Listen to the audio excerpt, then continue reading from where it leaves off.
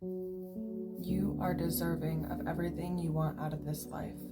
In terms of love, in terms of your financial situation, in terms of your goals all being fulfilled. The question is how much is it truly worth to you to have in this life?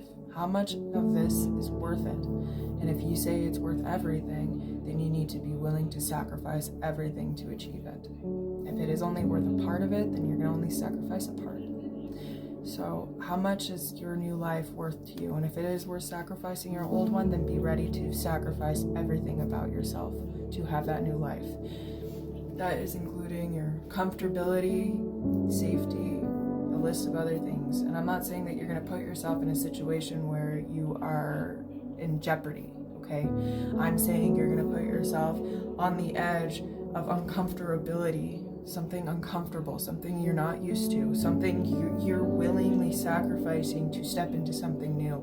And I personally have been doing that myself. I did something that I used to hate, so to speak, or be against, or resentful, or have some type of evil vendetta towards. I had to step into something that I was uncomfortable with, and when I put myself in that situation, it changed my perspective. If you want a changed perspective, so then you can be a stronger individual and actually be able to stand up for other people and understand from their perspective, you got to do something so you can stand on their side, so to speak. I'm not saying that you want to necessarily stand up for anybody or do that per se, but to give yourself that kind of strength, you have to put yourself in a situation to overcome. A lot of people don't understand that change, it comes with actual change. You can't say, oh, I want to change and do nothing. I want to change and change nothing. You have to change everything if you want change. And that is actually a part of the quantum leap strategy, is if you expect change in your life, that means you have to change yourself. You have to change your situation, your circumstances, your outcome, your job, your hair, your clothes, your style, your speech, everything. The whole fake it till you make it thing. It's not necessarily 100% fact, but there are bits and pieces about it that are true. The fake it till you make it, okay? So some people like to pick up other people's personalities, okay? So there's a difference between choosing to be yourself and an individual and trying to pretend and put on a mask to be somebody else. Don't put on a mask.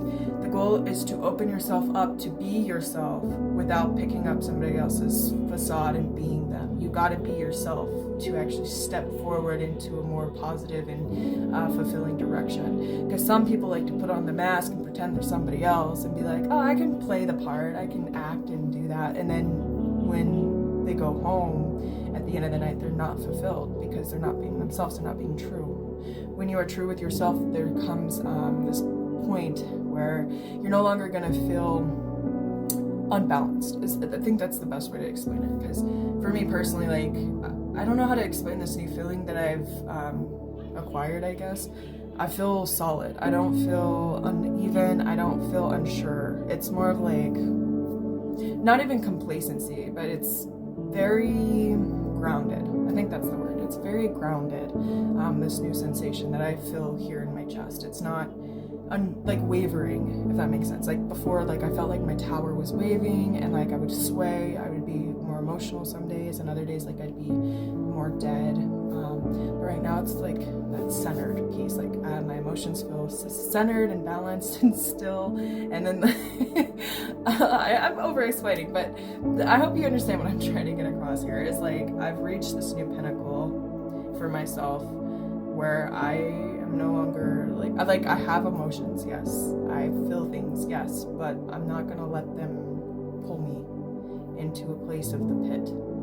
I'm gonna call it the pit. When your emotions are overtaking you, I'm not gonna be pulled in the pit anymore. I understand that these things happen. I've been watching a lot of those news things lately because they've been on my For You page where somebody has passed, and I feel a sense of sadness for them, but it does not overtake me. My emotions are not dragging me into the pit, and I am feeling remorse so much so that I'm losing myself, if that makes sense. You have to learn to separate things from you. Your life is more important. than the outside, and we can still feel and be empathetic, but you have to learn to change that empathy into strength. You can be empathetic for people and not lose yourself in the empathy. And that is something that empathics need to learn. Unfortunately, not all empaths understand this, but you cannot keep drowning in sorrow and feeling for people so much so that you lose your identity through the feelings. You have to learn to control your empathy.